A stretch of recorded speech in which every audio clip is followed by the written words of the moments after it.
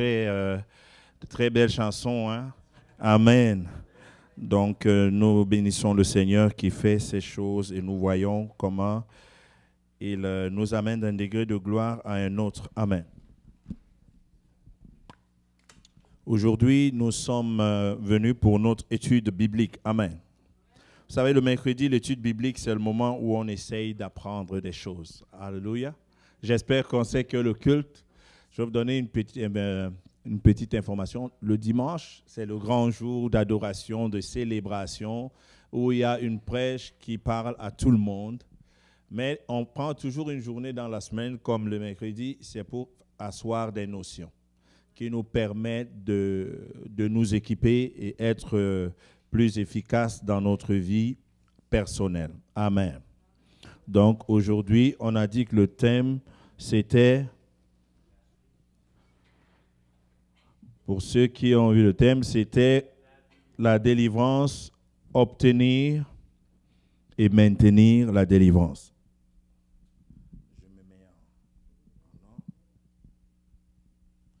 Comment obtenir et maintenir la délivrance?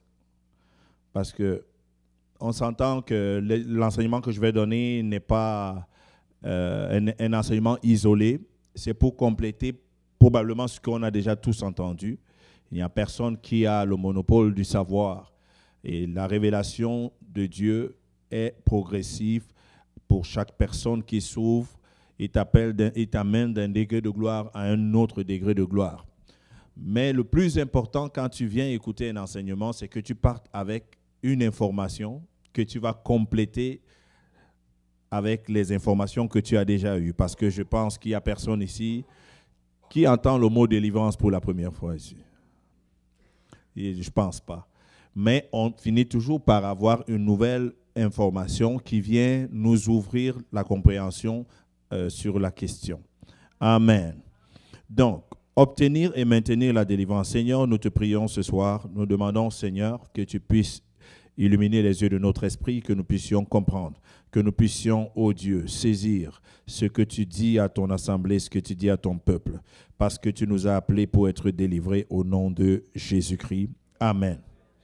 Alléluia. La délivrance est un processus continuel. La délivrance est un processus. Donc, la délivrance n'est pas quelque chose d'accidentel et puis de ponctuel. Vous savez, la délivrance est comme la santé. La délivrance est comme la nutrition. Vous savez qu'on peut trouver une personne qui est dans une situation comme si elle est en danger de mort, elle veut mourir, mais le seul remède qu'on lui donne, la nourriture, si c'était un problème de carence, on voit la personne revenir. Qu'est-ce qui va arriver si on lui donne tous les puissants médicaments du monde? Ça va précipiter sa mort. Mais si on lui donne de la nourriture, de l'eau, ses forces vont revenir. Mais est-ce que comme ses forces vont revenir, ça veut dire que si on était lundi, le mardi, la même nourriture qu'on lui a donnée hier, là, va maintenir les forces? Non. Il va lui falloir une autre nourriture pour le mardi, ainsi de suite. C'est pourquoi on dit la délivrance, c'est un processus. Peut-être le monsieur qui était dans cette situation, c'est que le monsieur n'avait pas les moyens de se procurer la nourriture. La personne qui est venue lui donner le repas alors qu'il avait clamsé a peut-être sauvé sa vie, l'a vraiment délivré ponctuellement de la mort. Mais on est lundi. Est-ce que la personne sera là encore le mardi pour délivrer la même personne? Non. Qu'est-ce qu'il faut, selon vous, à cette personne? Parlez-moi. Cette personne qui avait un problème de nourriture, qui n'avait pas de nourriture, probablement parce qu'il n'avait pas d'emploi ou il n'avait pas de nourriture. On l'a sauvé sa vie en lui donnant de la nourriture, mais il n'y aura pas une personne qui va sauver sa vie continuellement, tous les jours. On va l'aider, la personne qui l'aime va l'aider à se remettre, à se trouver un emploi. S'il était mauvais gestionnaire, lui enseigner comment gérer sa vie pour qu'il ne se retrouve plus jamais dans de pareilles situations. Il aura obtenu une délivrance lorsqu'il va devenir autonome, capable de trouver de la nourriture quand il a faim et de se nourrir. Amen. Est-ce que vous comprenez? Est-ce que l'illustration vous aide un peu? Parce que ce serait très beau si, après notre salut et notre délivrance ponctuelle, on serait parti au ciel. Mais le problème, c'est qu'on reste sur la terre. Et on reste sur la terre, il y a encore des bibites. Et sur la terre, il y a encore des problèmes. Et sur la terre, il y a encore des péchés qui ouvrent encore des portes aux malins qui rentrent souvent, des colères, des choses comme ça. Ça veut dire que la plus grande arme qu'on peut donner à un chrétien, c'est l'autonomie spirituelle. À un moment donné, les gens on a réduit la délivrance à quelque chose d'instantané parce qu'on lisait la Bible qu'il y avait un fou, le fou de Gadarénie, et puis on a chassé le démon et il était délivré. Mais il y a une partie manquante, c'est que vous ne connaissez pas la suite de sa vie.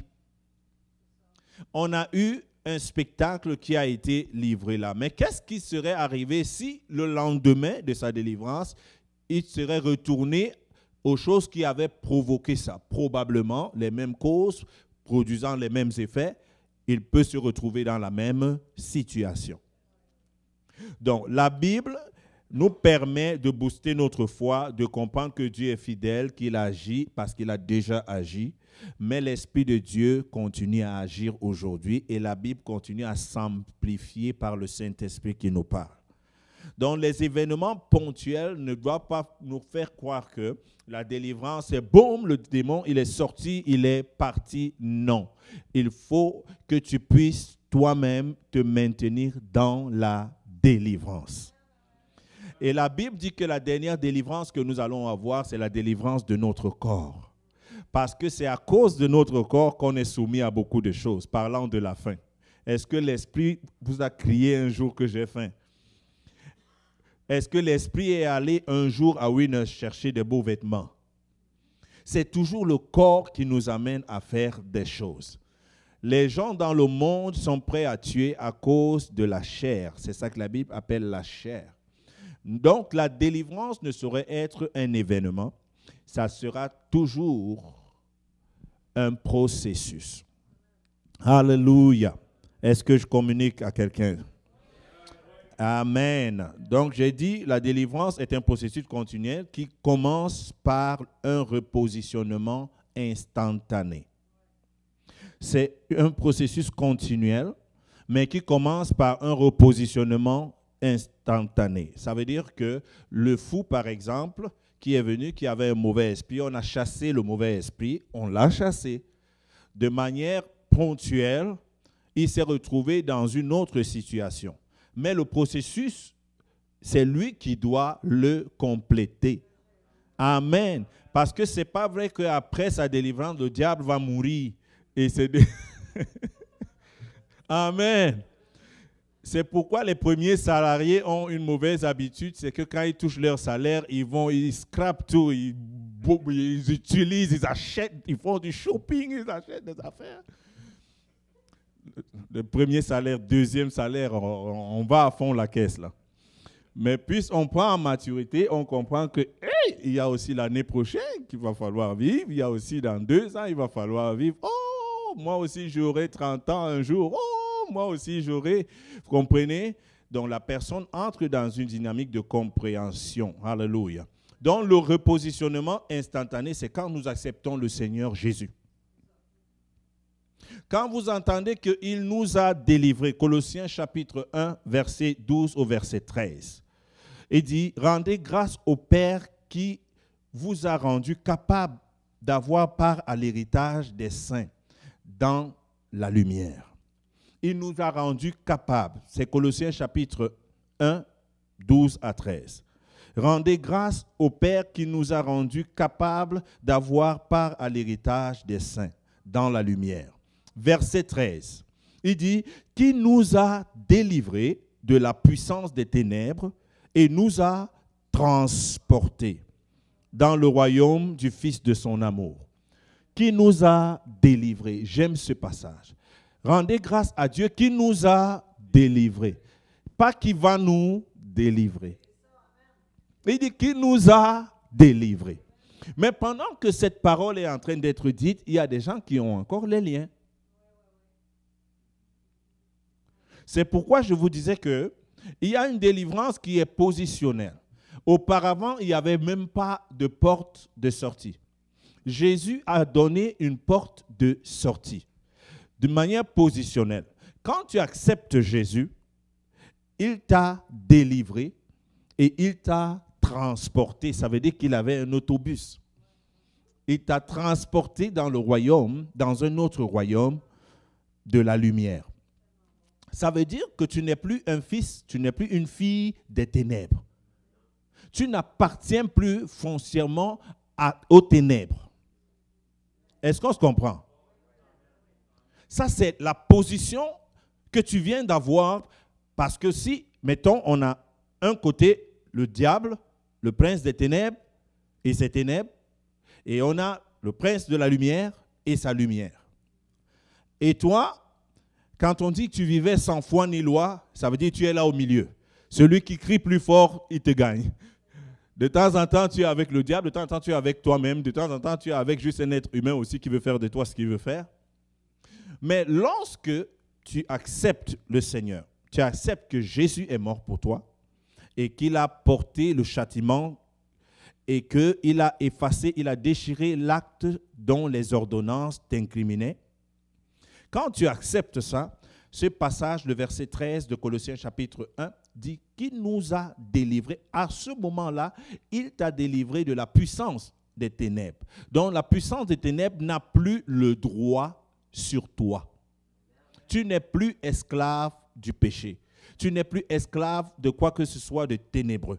Il dit, il t'a transporté dans le royaume du Fils de son amour, le royaume de Jésus, en qui nous avons la rédemption et la rémission des péchés. Qu'est-ce qui produit la mort? C'est le péché. L'âme qui péchera, c'est celle qui mourra. Alors, le problème de l'humain n'est pas seulement les conséquences, mais le problème, c'est la source, qui est le péché, le mal. Quand tu acceptes le Seigneur Jésus, il te délivre, tu es délivré. Amen. C'est pourquoi chaque enfant de Dieu doit dire avec courage, je suis délivré. Alléluia. Alléluia. Nous sommes délivrés. En termes de position, nous sommes délivrés. Nous sommes libérés, affranchis. Nous n'appartenons pas au diable. Il ne peut pas faire de moi ce qu'il fait avec le voisin. Amen. Sauf si je lui permets. Parce que tu peux avoir ta belle maison, avoir un beau portail. Il n'y a personne qui va vouloir dormir dans ta maison sans ton autorisation. Mais si un jour quelqu'un essaye et tu lui donnes aussi ta télécommande, eh bien tu lui as autorisé et il va dormir. Et vendredi, il va revenir, cette fois-ci pour tout le week-end. Et la semaine d'après, il va venir avec ses bagages. Est-ce que c'est sa maison? Non, c'est ta maison.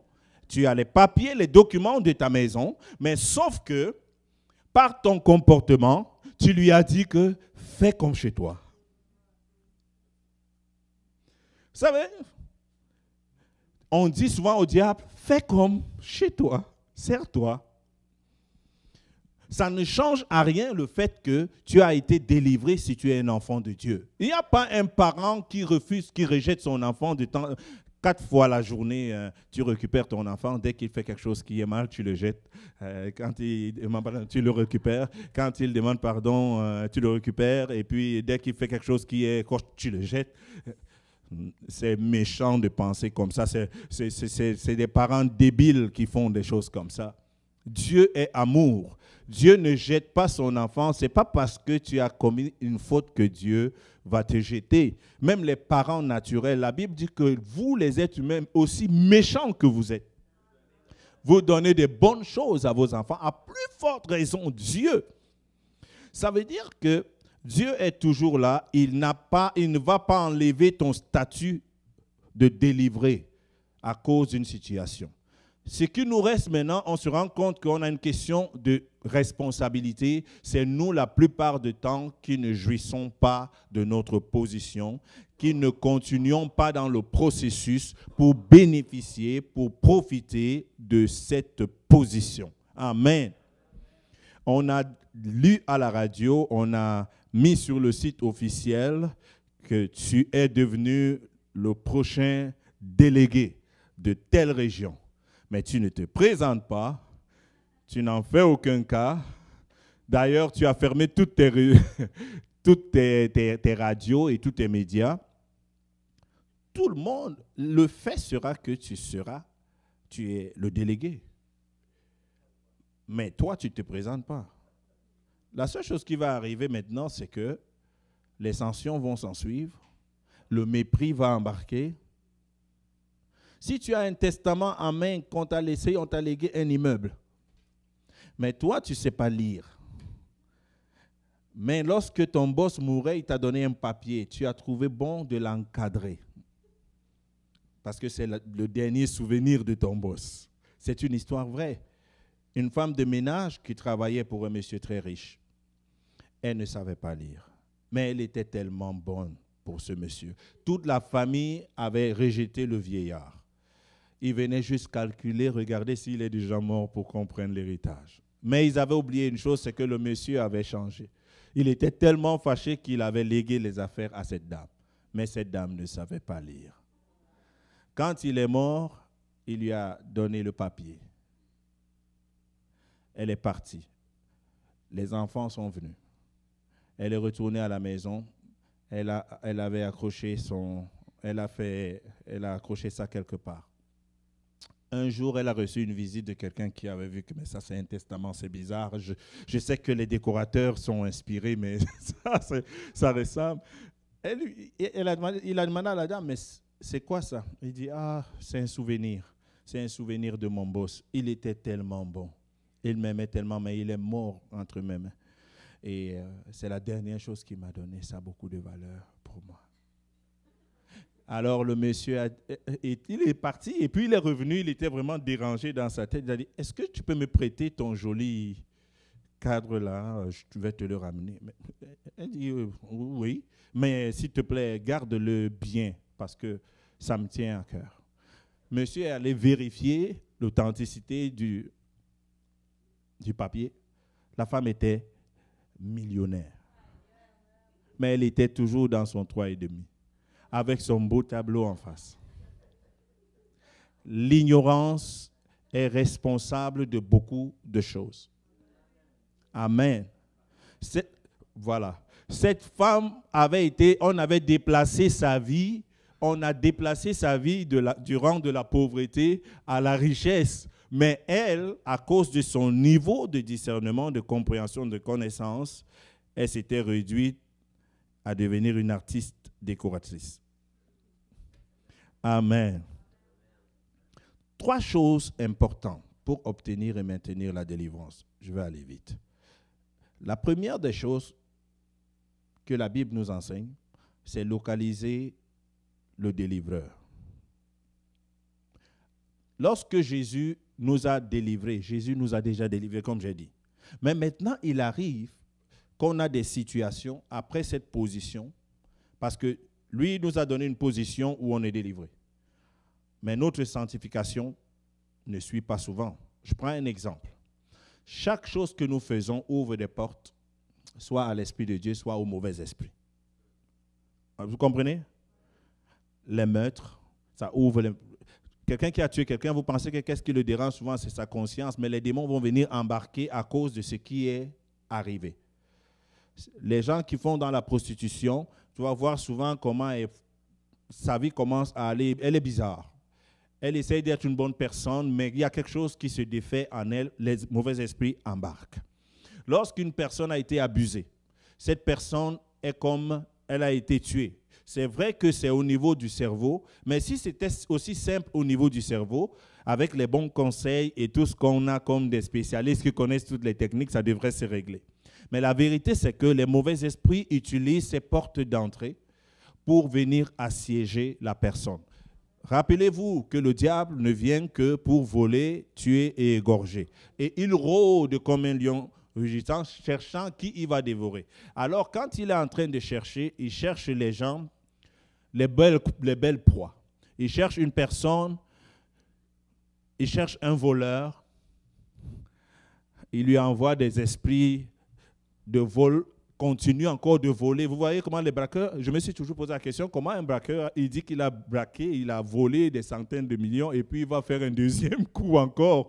Et chaque fois, il dit c'est le dernier. Non, les mauvais esprits vont embarquer. Si tu ne voles pas, le mauvais esprit ne viendra jamais te dire que allons voler parce que ce n'est pas ton affaire. Donc, des choses qui nous arrivent, le passé, les abus et tout ça, ouvrent les portes aux mauvais esprits. Ce que je voulais dire, c'est que, alors, à part ce positionnement, en tant qu'enfant de Dieu, on n'est pas devenu saint dès qu'on est devenu en Jésus et tout. On a continué dans notre vie. On se bat avec certaines... chacun a certaines choses avec lesquelles il se bat. Mais il y a certaines affaires, certaines activités qui ouvrent les portes aux démons. Aux démons. Alors pour ça, lorsque Dieu a dit à Moïse, Exode chapitre 3, verset 7 au verset 9, Exode chapitre 3, verset 7, verset 9 et 10. L'Éternel dit, j'ai vu la souffrance de mon peuple qui est en Égypte et j'ai entendu les cris que lui font pousser les oppresseurs, car je connais les douleurs. Amen. Exode chapitre 3, verset 7. L'Éternel dit qu'il a vu quoi? Il a vu la souffrance. Et il connaît les douleurs. Est-ce qu'il y a encore des gens qui vivent des souffrances? C'est oui. Et il y a des gens qui ont des douleurs. Ça veut dire que même si tu es enfant de Dieu, petite parenthèse, il y a ceux qui disent que laissez ça, là, Jésus est mort pour nous, ça n'existe plus, les démons, ça n'existe pas. Oh, là. Allez dire ça à une personne qui est possédée. Allez dire ça à une personne qui vit des choses clairs qui sont là. Allez lui dire que ça n'existe pas. C'est facile de dire, de faire ça comme ça. Non. Pourquoi Jésus a pris la peine de dire même que ce genre de démons ne sortent que par le jeûne et la prière? Et c'est qui devait jeûner et prier pour tout le monde? C'est Jésus qui jeûne et prie pour tout le monde. Jésus ne jeûne pas et prie pas pour nous. Il a dit jeûnez, vous, avec un Z à la fin. Jeûnez avec Z à la fin et priez. Donc, Dieu a vu la souffrance du peuple et dit, j'ai entendu les cris que vous font pousser les oppresseurs. L'ennemi ici spirituellement, le diable, fait pousser des cris de gémissement aux gens. Et à un moment donné, quand tu pries pour la délivrance, Dieu dit que j'ai entendu tes cris et je vois ce que te fait cet oppresseur, cet esprit, car je connais ses douleurs. Verset 9, il dit, voici des cris d'Israël sont venus jusqu'à moi. Et j'ai vu l'oppresseur, l'oppression que leur font souffrir les Égyptiens. Le verset qui est important maintenant, le verset 10, il dit, maintenant va, je t'enverrai auprès de Pharaon et tu feras sortir d'Égypte mon peuple. Dieu a toujours fonctionné avec les êtres humains pour accomplir quelque chose. La délivrance positionnelle, on l'a, c'est Dieu qui nous l'a donné quand on accepte le Seigneur. Est-ce qu'on comprend? Maintenant, tu peux avoir un esprit qui te dérange. Tu dois chercher, pas seulement avec tes yeux, discerner une personne à qui ou à laquelle est attachée ta délivrance. Parce que Dieu avait promis, a vu la souffrance du peuple. C'est ça qui est écrit, non? Et il est parti préparer Moïse. Et il a envoyé Moïse pour délivrer ce peuple. Moïse n'était pas le seul être humain et je ne pense pas qu'il était le seul qui connaissait Dieu. C'est pourquoi nous devons aussi opérer avec discernement. Aller se faire prier par tout le monde, ça n'avance pas plus. Tu dois être assez attentif pour reconnaître que Dieu a déposé quelque chose dans ce serviteur de Dieu. Pour moi, ça pourrait mieux fonctionner. Il y avait un Moïse, il n'y avait pas deux Moïse pour cette tâche-là. Mais pour tout le temps qu'il y a eu avec le peuple d'Israël, ce n'était pas seulement Moïse. Mais à chaque saison, il y avait une personne, il y avait quelque chose. Est-ce que vous comprenez ce que je veux dire? Voilà. Donc, pour le délivreur, le délivrer, il y a un délivreur. Alléluia. Dans Actes des Apôtres, dans le Actes des Apôtres, chapitre 16, verset 9 au verset 10, la Bible dit, pendant la nuit, Paul eut une vision. Un Macédonien lui apparut et lui fit cette prière. Passe en Macédoine, secours-nous. Après cette vision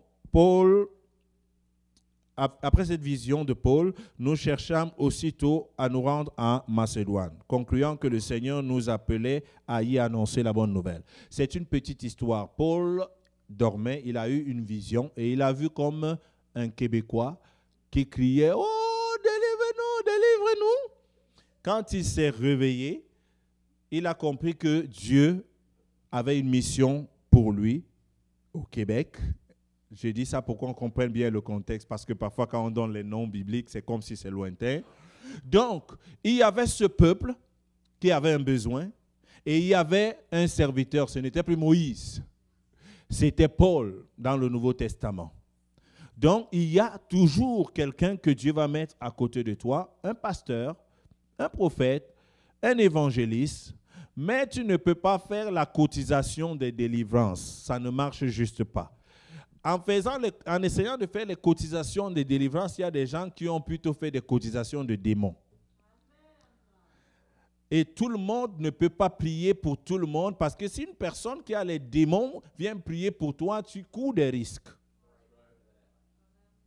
Ça ne marche pas. Le mélange, s'il y a une chose qu'il faut être très attentif. Et les démons ne sont pas des êtres avec des cornes. Les démons sont comme des logiciels, des intelligences. Vous voyez, dans un ordinateur, il ne sait pas dessiner. Tout d'un coup, tu mets ta clé USB, tu installes un logiciel, tout d'un coup, il sait dessiner. Un ordinateur ne sait pas dire des mauvais mots, mais lui, des mauvais mots, un jeu qui n'a que des mauvais mots et des mauvaises images, tout d'un coup, il va te sortir tous les mauvais mots et les mauvaises images. Donc, quand un démon parfois rentre dans une personne, ça modifie la personne, ça modifie et parfois les effets se voient plus tard. Dans la spiritualité, tout comme tu ne donnes pas ton corps à tout le monde n'est pas ton médecin. La même chose, tu ne peux pas te permettre que n'importe qui. Quand la Bible dit que prier les uns pour les autres, les frères et sœurs, on peut prier les uns pour les autres, se tenir la main, prier, intercéder, demander à Dieu. Mais de manière active, à faire une délivrance, il faut que ce soit une personne dont tu as la paix dans ton cœur, que c'est un serviteur de Dieu et que tu, entre parenthèses, que tu pourrais retracer, que tu connais. Si vous comprenez un peu? Est-ce que ça fait du sens ce que je dis? Ah. Amen. Donc, il faut localiser une personne qui a la grâce, qui a une onction, que Dieu te parle souvent au travers de la personne et tu sens une connexion. Il ne faut pas monter, descendre. Ça s'appelle la prostitution spirituelle. Et ça vient avec les maladies spirituelles. Bon, on continue?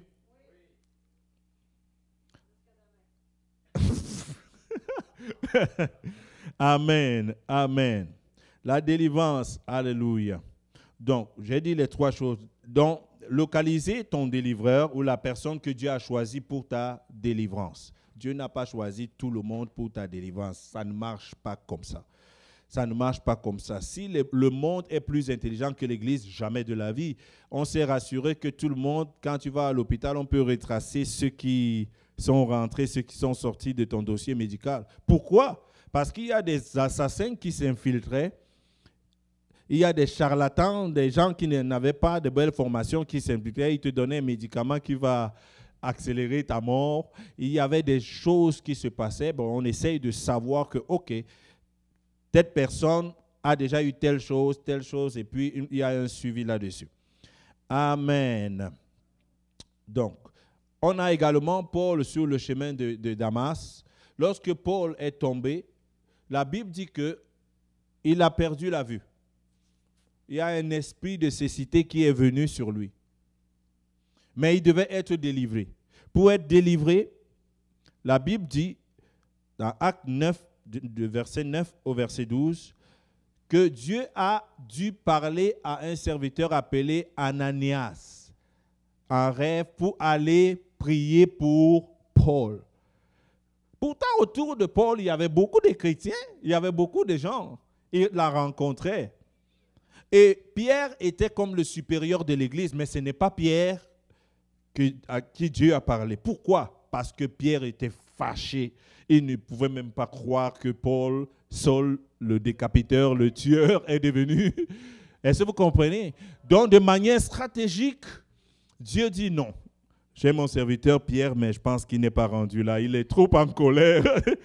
Il a échappé 1 à 2 fois à être décapité. Donc, je vais aller chercher quelqu'un qui a un comportement, qui est un peu, il est un peu plus, oui, il est détaché de ça, il est objectif dans ce que, et c'est comme ça. Est-ce que vous comprenez? Donc, c'est très important de discerner qui est l'instrument de votre délivrance quand vous voulez, vous voyez qu'il y a un mauvais esprit et qu'on doit chasser le mauvais esprit. Très important. Alléluia. Les choses que je vous dis, moi-même, je les apprends au fur et à mesure. Alléluia. Numéro 2, la connaissance. La prise de conscience est le début de toute délivrance. La prise de conscience est le début de toute délivrance, de tout problème dans la vie. Dans la vie, les choses que tu ignores, elles restent actives, elles sont sans gêne. Il n'y a rien qui les dérange. Ignorer le diable ne le fera jamais fuir. La Bible ne dit pas ignorer le diable et il fuira loin de vous. Elle dit quoi? Résistez-lui et il fuira loin de vous. Donc les choses que tu ignores ne vont pas cesser d'exister, ne vont pas cesser de t'attaquer. Amen. S'il y a des bibites spirituelles qui t'attaquent, tu cherches un raid spirituel, tu deviens, on appelle ça, on les appelle quoi? Oui, ben les gens qui s'occupent de ça, un exterminateur. Amen. Parce que ce n'est pas vrai qu'à cause de toi, toutes les bibites vont mourir, non. Mais parce que tu es un exterminateur, il ferait mieux d'aller chercher chez le voisin. Amen. Donc, la connaissance. La connaissance nous donne des outils nécessaires pour combattre, sachant que Jésus est l'ultime vérité, le chemin et la vie. La connaissance. Amen. Jean chapitre 8, verset 32, verset 33 dit, « Vous connaîtrez la vérité. » Dites-moi. « Et la vérité vous affranchira. » Vous connaîtrez la vérité et la vérité vous affranchira. Ce n'est pas la vérité qui vous affranchit. C'est la connaissance de la vérité qui vous affranchit. C'est ça qui nous prouve encore que Jésus est le chemin, la vérité et la vie, mais les gens ne sont pas plus affranchis, ne sont pas plus chrétiens, mais parce qu'ils ne connaissent pas Jésus. Vous connaîtrez la vérité vous affranchira. La vérité que tu connais sur un esprit qui est en train de te déranger, sur sa présence, sur ses mauvaises actions dans ta vie. Vous savez, il y a des gens qui sont dans un foyer, dans un couple. On n'a pas le temps, je ne peux pas prendre beaucoup d'exemples, c'est ça que ça prend souvent beaucoup de temps et les Écritures. Les démons dans une famille, parfois vous pouvez être dans une famille, vous avez tout fait, les bons conseils, tout, mais c'est la chicane H24. Et si on vous demande que ça vient d'où, ça commence comment, vous allez balbutier, tout ce que vous allez dire, ça n'aura juste pas de bon sens. Il y a juste un esprit d'embrouille, de colère qui a, c'est-à-dire que dès que tu vois la tête de la personne, tu penses que c'est un boxeur ou vous êtes dans un ring de boxe. Ça arrive souvent et les gens, on continue, nous sommes dans une société qui a tout rationalisé. On a tout rendu scientifique. On explique les choses, on essaye de comprendre. Mais parfois, c'est les mauvais esprits qui sont rentrés pour créer le désordre, pour détruire ta famille. Dans ce cas-là, tu dois chasser ces mauvais esprits. Il y a des mauvais esprits qui sont juste autour de toi. Il y en a aussi qui viennent habiter en toi. Quand Jésus a dit s'est retourné un jour, il a dit à Pierre, « Arrière de moi, Satan ». Est-ce que Pierre s'appelle Satan? Est-ce qu'il insultait Pierre? Non. Mais la vérité, c'est que M. Pierre avait laissé une porte où le diable était entré et le diable parlait à Jésus, tout comme le diable avait parlé à Ève dans le corps d'un serpent. S'il peut parler dans le corps d'un serpent, à plus forte raison, un être humain qui sait parler. Donc, à ce moment-là, tu dois savoir que tu dois résister. Il y a un problème, il faut que je le gère. Je ne suis pas en train de dire que tout est supporté par les mauvais esprits. Mais lorsque vous vous rendez compte que quelque chose n'est plus rationnel, ça veut dire que ça ne s'explique juste pas. Quand tu arrives, parfois le médecin dit qu'on ne voit rien.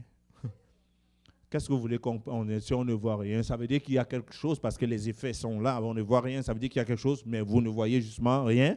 Je comprends pourquoi le microscope ne voit pas les démons. Il voit juste des bactéries et les virus.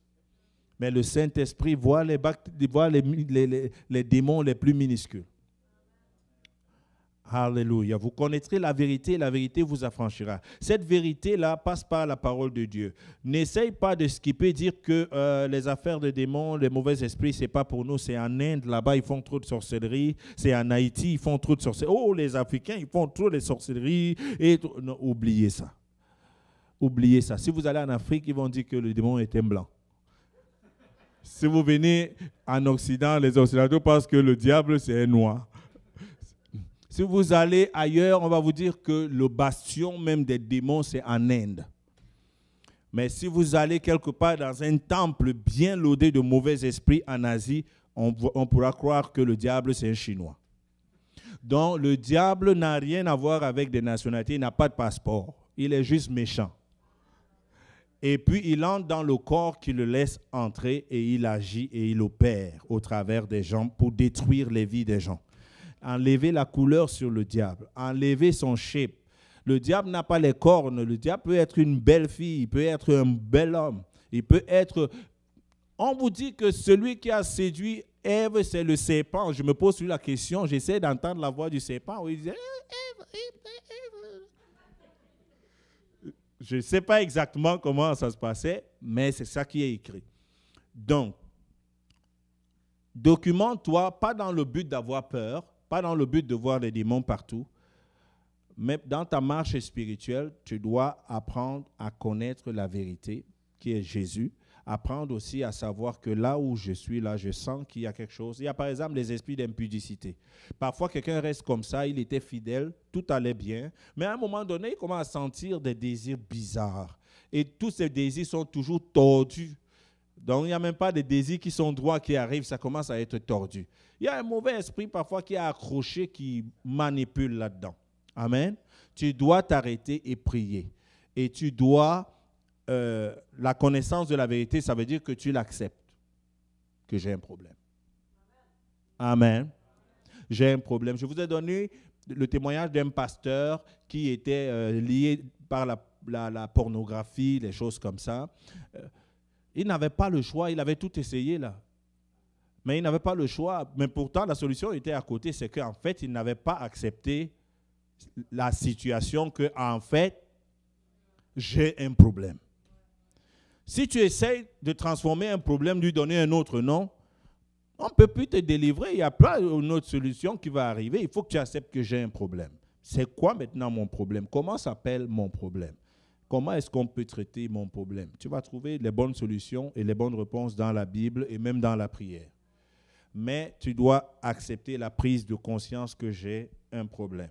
Ça veut dire que, je reviens, pour qu'on ne mélange pas tout, je suis enfant de Dieu, Dieu m'a délivré. Vous êtes délivré en tant qu'enfant de Dieu. Mais dans le chemin faisant, peut-être ma foi a baissé, peut-être je n'ai pas été dans la prière et puis il est survenu quelque chose qui a ouvert les portes à un mauvais esprit et qui est rentré dans ma vie. J'ai commencé peut-être à marcher avec des amis qui ont commencé à m'amener dans les bars des danseuses. Qu'est-ce qu'on peut trouver dans les bars des danseuses à part les mauvais esprits d'impudicité? Ou tu penses que quand tu vas sortir de là, à la porte, les mauvais esprits d'impudicité vont te dire « Ok, tu peux y aller. À demain. » Tu vas laisser les danseuses qui sont dans le bar, mais les mauvais esprits qui t'ont été insufflés, qui les tiennent elles-mêmes là-bas, vont te suivre à la maison. Bien prendre soin de toi. Tes nuits maintenant, tu deviens toi-même danseuse ou danseur dans tes nuits. Et de jour au lendemain, il y a quelque chose qui commence à se passer. Tu avais un conjoint, une conjointe, des tensions commencent. Le diable commence à ouvrir les yeux pour que tu voies ce que tu ne voyais pas, mais tu le vois toujours croche. Et puis des choses comme ça. Vous voyez là où la porte a été ouverte, mais tu es toujours enfant de Dieu. Qu'est-ce qu'il faut si tu dois t'arrêter? Tu dois accepter que j'ai mis mes pieds là où je ne devais plus mettre mes pieds en tant qu'enfant de Dieu. Tu demandes pardon au Seigneur et tous les mauvais esprits que j'ai pu transporter là-bas. Les esprits d'Anastasie, les esprits de Nina, Anita, ils ont toujours les petits noms. Les petits noms. Je dis ça pour rire, mais tout ce qui aurait pu s'introduire dans ma vie, à part ça, je le chasse et je me défais de ça. Tu viens de te faire une toilette spirituelle. Maintenant, tu continues en ne faisant plus ce que tu faisais. Tu viens de faire la mise à jour de ta délivrance. Amen. Donc, tu viens de retourner dans le positionnement initial où Jésus t'avait dit que tu es saint, tu es pur, tes péchés sont pardonnés. Vous comprenez le principe un peu? Donc, quand on dit que c'est continuel, c'est parce que ce n'est pas vrai que sauver une fois, sauver pour toujours. Non, non, non, non. Peut-être vous ne savez pas. Même un Canadien peut renoncer à sa nationalité. Il y a beaucoup de gens qui ne savent même pas. Qui savait ça ici? Oh non, qui ne savait pas ça ici? Que tu peux te présenter auprès du gouvernement, tu dis que moi, je ne veux plus être Canadien. Oui. Je sais qu'il y a des gens qui pensent, non, c'est jamais monté à ta tête. Il y a un formulaire pour ça. Voilà. Donc, vous devez comprendre donc, que c'est des situations comme ça. Nos mauvaises habitudes peuvent nous mettre dans des situations un peu bizarres. Amen. La connaissance de la vérité. Prends des bons enseignements, pas pour camoufler, ne va pas vers les enseignements qui vont te dire que sauvé, béni, puissant, tout, alors que tu souffres, alors que, écoutez, là, ça ne marche pas. Ça ne marche pas. Mais j'insiste sur d'abord le positionnement. Jésus est plus fort que le diable et il nous a positionnellement délivrés. Et quand on fait un péché, pendant qu'on est déjà enfant de Dieu, certains péchés peuvent ouvrir des portes. Amen. On prend les gens, par exemple, qui sont dépendants des drogues. Vous n'avez jamais compris pourquoi même dans les cultes sataniques, ils prennent de l'ecstasy. Vous pensez qu'ils prennent juste de l'ecstasy? Pourquoi? Parce que ça fait partie de leur culte. Ça fait partie des instruments qu'ils utilisent pour les mettre high, pour se détacher de leur conscience, pour appeler leurs esprits de prendre le contrôle d'eux. Les encens bizarres que vous envoyez souvent dans les maisons où on fait de l'ésotérisme et tout qu'on sort, on te dit dès qu'on met ça, la personne commence maintenant, on te dit c'est après ce parfum.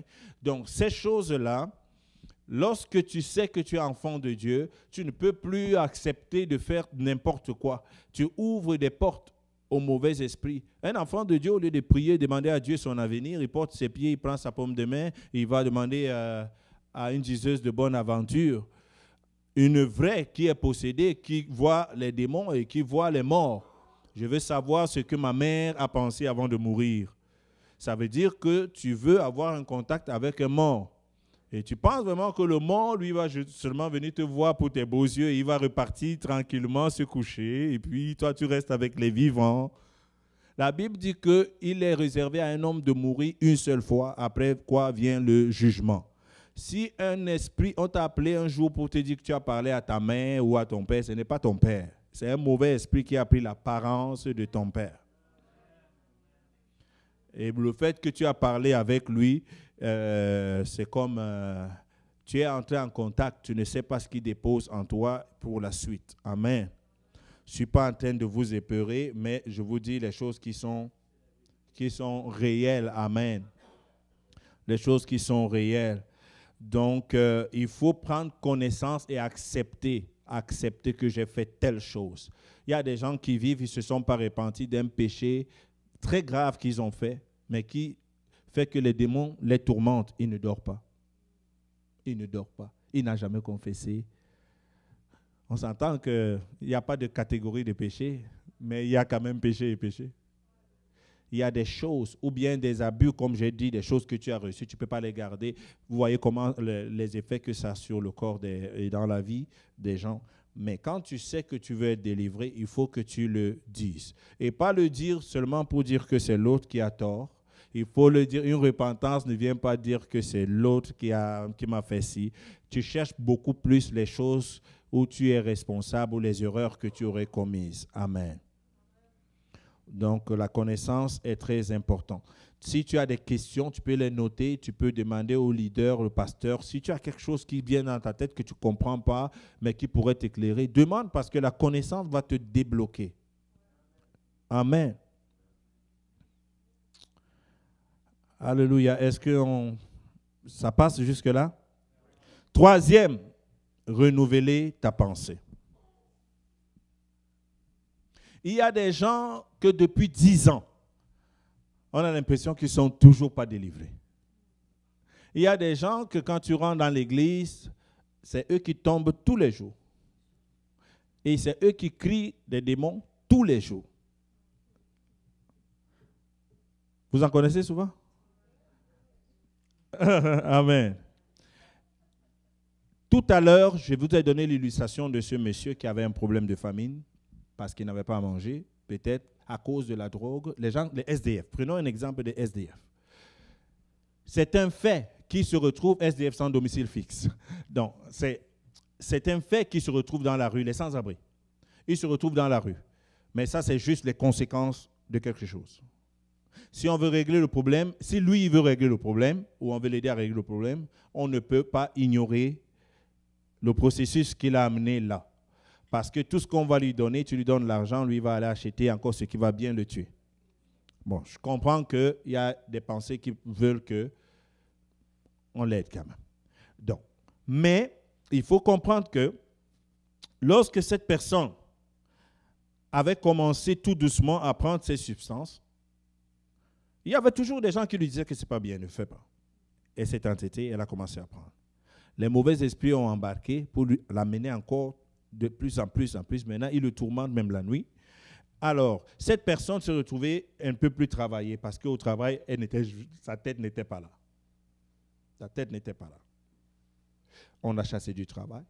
Elle se retrouvait dans la rue, elle n'a plus d'argent, elle n'a plus de nourriture pour manger. Maintenant, on lui a donné de la nourriture, on restaure, on essaye d'aller à la désintoxication, on essaye de l'emmener au marché de l'emploi, OK? Et on essaye maintenant de lui donner des conseils. Et lui, maintenant, s'il peut utiliser son passé comme un bon cours pour savoir ce qu'il ne faut pas faire dans la vie. Il y a ceux qui ont réussi à sortir de là, sont devenus des grands conférenciers et tout et consorts. Donc, mais c'est très important de sortir de ça. Renouveler ta pensée. Alors, si cette personne qui était droguée, mais elle est passée par toutes ses affaires, elle a fait toutes ces cures, ok? Mais est-ce que vous pensez que la cure fait qu'une personne n'ait plus les envies de fumer de temps en temps? Impossible. Si quelqu'un te dit ça, c'est un menteur. La prochaine chose qui va aider la personne, c'est le renouvellement de sa pensée. La différence entre la position qu'il a maintenant et la position qu'il avait, c'était que quand il était shooté, il pensait comme un shooté. J'en ai envie, je pousse à fond. Maintenant, quand il change son intelligence, après ce que j'ai vécu, la vie m'a donné une nouvelle chance. Je sens que j'ai envie. Ah, ça c'est comme ça que ça avait commencé le premier jour. Là. Il prend ses pieds, pouf, il fuit.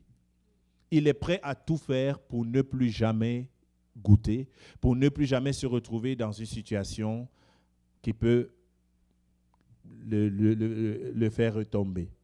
Donc, le changement de notre intelligence. Il y a des gens qui sont délivrés. Même le mauvais esprit qui te possédait, il est peut-être sorti. J'en ai connu beaucoup qu'on a prié, le mauvais esprit est sorti. Mais tu as un problème, c'est que tu n'as pas changé ton intelligence, ta façon de penser, ta façon de te tenir. Tu continues à penser que tu es un possédé. Tu es devenu possédé professionnel dans ta tête. Ta manière de parler. Tellement tu avais l'habitude de tomber quand le mauvais esprit était là, tu continues encore à ressentir les mêmes feelings. On s'entend que si le Saint-Esprit descend sur toi, la façon que tu l'as ressenti hier, c'est la même façon que tu vas le ressentir aujourd'hui. Mais la façon que tu vas te comporter dépend de toi. Hein? Je redis ça. Les sensations, les émotions, ça dépend de nous. C'est pourquoi la Bible dit que l'esprit d'un prophète, un prophète est soumis, l'esprit du prophète est soumis au prophète. Est-ce que vous comprenez? Parce que parfois, le diable va utiliser ces choses pour nous amener comme dans un tourbillon. Et qu'est-ce que ça produit? Ça produit la confusion dans la tête des gens. On se demande, mais est-ce que le nom de Jésus là est même puissant? Est-ce que cette personne est même délivrée? Puisque depuis qu'on pensait qu'elle est délivrée, elle fait la même chose, et jusqu'à aujourd'hui, depuis 5 ans, depuis 12 ans. Est-ce que vous comprenez aujourd'hui? Ça fait que ça ne travaille plus pour la gloire de Dieu. On se pose juste des questions. Mais tout le monde n'a pas le même degré de connaissance. C'est pourquoi j'ai dit que c'est important d'être bien informé. Tomber n'est pas synonyme de délivrance. Crier n'est pas synonyme de délivrance. Sinon, Michael Jackson serait délivré. Mais tu peux être délivré et un esprit pousse son cri et sort. Donc, la nouvelle délivrance que tu cries, tu ressens des choses. À un moment donné, il faut passer, il faut traverser ce niveau, entrer maintenant dans un changement de ta mentalité. Il y a des gens que même une seule seconde ne se sont jamais retrouvés ici dans l'assurance que je suis délivré. Celui qui nous a transportés dans son royaume.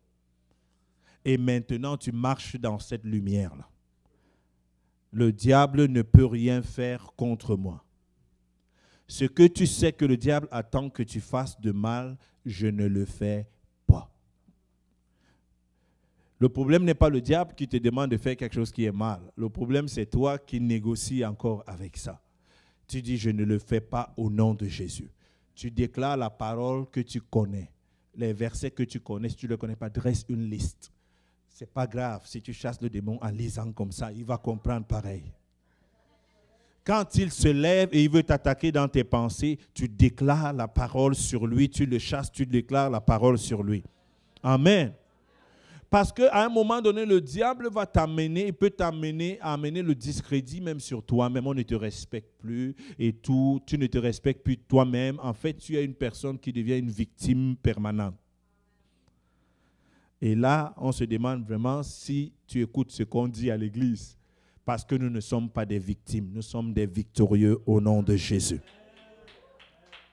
Et quand on vient au Seigneur, c'est pour que c'est nous qui devenons des instruments de délivrance et des instruments de liberté. Amen. S'il y a un nouveau démon qui est venu pour t'attaquer, tu le chasses et tu continues ta route. Mais qu'il ne vienne pas te dire, le diable a les techniques, les mêmes techniques chez vous, même chez les pasteurs, c'est la même chose. Il est toujours en train de te rappeler la mauvaise chose que tu as eu à faire. Et te faire croire que c'est à cause de cette mauvaise chose. Il te suit partout, c'est à cause de la mauvaise chose là. Tu n'es pas capable, à cause. Hey, n'oublie pas ce que tu as fait il y a 10 ans. Hey. Une personne qui avait les esprits de suicide avait essayé de faire un suicide il y a de cela quelques années. Maintenant, ça fait 4 ans, par exemple, qui sont passés. Et tu pries déjà. Tu déclares la parole. Et le diable, il va toujours venir te dire que hey, je ne sais pas ce que tu fais encore là. L'autre fois, tu l'as loupé. Il faut que ta vie est une... Toi-même, tu ne vois pas que... Il faut que tu en finisses. Il faut que tu en finisses. C'est son travail de le faire. Comme c'est le travail de Bell et Vidéotron de remplir nos boîtes avec des publicités. Mais c'est nous qui choisissons qui on veut avoir et qui on ne veut pas. Les mauvaises pensées qui vont venir, c'est ton travail, le diable qui va venir avec les choses. Mais toi, quand tu prends position, tu dis, je suis enfant de Dieu, je suis délivré, je ne suis plus esclave du péché, je ne suis plus esclave, rien n'a plus de pouvoir sur moi si ce n'est Jésus. Au nom de Jésus, je ne ferai pas telle chose. Donc, tu prends un combat qui est actif. Là, il n'y a personne avec toi. Mais tu commences à prier comme ça. Tu vas te rendre compte que tu es entré dans une délivrance. Avant de te rendre compte, les mauvais esprits de suicide commencent à se suicider. Amen, amen, amen. On a fini. Donc, renouveler ton intelligence. Parce que si tu continues, tu ne peux pas être victorieux et victime en même temps. Tu ne peux pas être fils et esclave en même temps. Tu ne peux pas être en haut et en bas en même temps. Même le plus grand acrobate ne peut pas. Il faut qu'à un moment donné, on choisisse. Et Jésus ne peut pas être puissant et pas puissant en même temps. Tu ne peux pas chanter, crier que le nom de Jésus plus vaut que tous les noms. Et parfois parler comme si le nom du diable est fort plus que toi. Là, ça engage notre connaissance et notre transformation de notre pensée. Et quand tu décides comme ça, quand les choses commencent à changer en dedans de toi, les choses commencent à changer autour de toi. Parce que la plupart du temps, c'est une perception juste qui n'est pas normale. Et le diable est tellement heureux quand il nous voit faire des corvées. Quand il était heureux quand il voyait cette dame qui avait ce testament sur le mur. Il ne pouvait pas envoyer un démon lui dire que hey, tiens, madame, vous êtes riche. Il n'a pas, c'est pas ça qu'il veut. Amen. Donc, garde ton cœur plus que toute autre chose, car c'est de lui que viennent les sources de la vie. Ça, c'est Proverbe chapitre 4, verset 23. Une façon de faire son auto-délivrance. Le mot que je vais vous laisser avec, c'est l'auto-délivrance. Comme tout le monde prend son bain tous les jours. Pour moi, je ne sais pas pour vous, le plus grand travail qu'il y a sur la terre, c'est manger tous les jours. C'est un gros travail. Et en plus, ce n'est pas une fois. 3 fois, 4 fois. Manger et on doit manger. Pourquoi vous ne vous baignez pas une fois pour toutes? Pourquoi, hein, Robert? Pourquoi tu ne manges pas une fois pour toutes et on est rassasié et puis on ne mange plus jamais? C'est la même chose. On va continuer à prier et continuer à prier. On va continuer à faire notre hygiène spirituelle et physique. Amen. Il dit, garde ton cœur. Ça, c'est dans le Proverbe 4, 23. Garde ton cœur plus que toute autre chose, car c'est de lui que viennent les sources de la vie. Une des bonnes façons de maintenir ta délivrance, c'est ton cœur. Chaque chose, ce cœur, c'est pas le cœur, l'organe. Ça engage tes émotions, ça engage ta personne, ça engage ta conscience. Garde ton cœur, c'est de là que sortent les choses. Le mal, le péché, la tentation ne viennent jamais de toi. Ça vient toujours tip. Tu ne fais rien. Tip, tip. Tu fais rien. Tip, tip, tip, tip. Tu fais rien avant que tu te rendes compte. Donc, pour maintenir ta délivrance, tu dois veiller. Tu veilles donc à ton cœur. Les choses mauvaises que le cœur veut me dicter, veut m'amener, je dégage de là. Je commence à combattre depuis la racine avant que ça ne s'aggrave. Amen. Que tu sois grand homme de Dieu ou simple fidèle, quand vous entendez qu'un pasteur a fait quelque chose, il a détourné de l'argent, ou ça n'a pas commencé avec le million là. Ça n'a pas commencé avec le million, il avait commencé avec 10 piastres. Il disait que c'est le 10 pièces du Seigneur et lui, il est le serviteur du Seigneur. Donc, si c'est le 10 pièces du Seigneur et que lui, il est le serviteur du Seigneur, ça veut dire que les 10 pièces sont en sécurité. Ouais, il est en train de dire, il est en train de brimer sa conscience. Après, c'est passé à 25 piastres. Vous comprenez? Donc, c'est comme ça. Gardons notre cœur. Amen. Au verset 24, il dit, écarte de ta bouche la fausseté, éloigne-toi des lèvres de détour, et éloigne tes lèvres de détour. Que tes yeux regardent en face et que tes paupières se dirigent devant toi. Considère le chemin par lequel tu passes et que toutes les voies soient bien réglées. N'incline ni à droite ni à gauche et détourne ton pied du mal. Vous trouverez ça dans Proverbes chapitre 4, verset 23 au verset 27. En fait, qu'est-ce qu'il essaye de dire? C'est que les petites décisions que nous prenons tous les jours, les petites négligences que nous faisons tous les jours, vont définir ce que nous serons par la suite. Amen. Il a dit la bouche de la fausseté. Quelqu'un qui ment, il ment. Si le diable qui est le père du mensonge, s'il cherche un serviteur, c'est toi qui vas appeler. Parce que tu mens et tu aimes ça, mentir. Amen. Garde ton cœur plus que tout. Alléluia. J'espère que vous avez été bénis par cet enseignement. J'ai dit, amen. J'ai dit quoi? J'ai dit qu'il y a la délivrance positionnelle. Jésus nous a positionnés, nous sommes délivrés. Quand tu es enfant de Dieu, tu es délivré. Aucun diable n'a de pouvoir sur toi. Deuxième chose, j'ai dit qu'il faut savoir que tout le monde ne peut pas prier pour toi, pour te chasser un mauvais esprit qui vient te déranger. Il ne faut pas s'amuser avec ça. Que tout le monde vienne le faire, c'est un peu du désordre. Et ce n'est pas sécuritaire.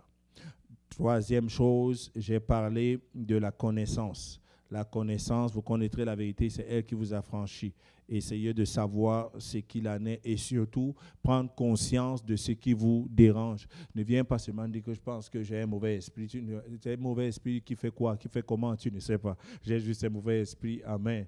Non, essaye de savoir c'est quoi. Et la meilleure façon de le faire, tu peux commencer à prier ou sinon tu vas voir un pasteur, quelqu'un que Dieu a mis devant toi, à qui que tu peux reconnaître, que tu peux faire un suivi, que tu sais un peu comment est-ce que la personne vit. Amen. Et renouveler ta pensée. Je suis délivré, je suis enfant de Dieu, le diable ne peut pas m'atteindre. Lorsqu'il vient par un chemin, il s'enfuit par 7 chemins. Lèvons-nous, on va prier en quelques 4 minutes. Alléluia. Merci mon Père, merci Seigneur. Alléluia. Alléluia. Gloire à toi Père. Alléluia. Chacun va élever la voix, commence à prier, demande à Dieu. Merci, dis merci au Seigneur pour la délivrance parce que nous sommes sauvés par le sang de Jésus. Alléluia. Merci Seigneur. Merci parce que nous sommes sauvés par le sang de Jésus. Je suis sauvé, ô Dieu. Ma vie n'est plus la même, ô Dieu. Dans le puissant nom de Jésus-Christ, tu nous as délivrés et tu nous as transportés dans le royaume de ton Fils. Alléluia, je suis sauvé, je suis délivré dans le nom puissant de Jésus-Christ de Nazareth. Merci au Père dans le puissant nom de Jésus. Gloire à toi, Père, au nom de Jésus. Amen, amen. Je vais juste poser la question, qui ici pense qu'il a besoin de prière, qu'il a une oppression quelconque? Donc là, ça concerne seulement la personne qui sent qu'il y a une oppression quelconque qui dérange sa vie. Alléluia. Merci Seigneur.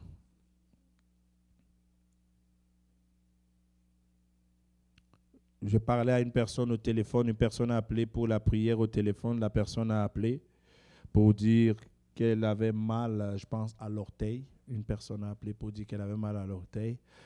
Et elle a fini d'expliquer c'était quoi, elle avait mal à l'orteil. Moi, dans ma tête, pendant qu'elle parlait, je disais, c'est bizarre ça, elle a mal à l'orteil. Et le Saint-Esprit a commencé à me rendre ministère. Je lui ai posé une question. Je lui ai dit que je pense que ton problème, ce n'est pas l'orteil.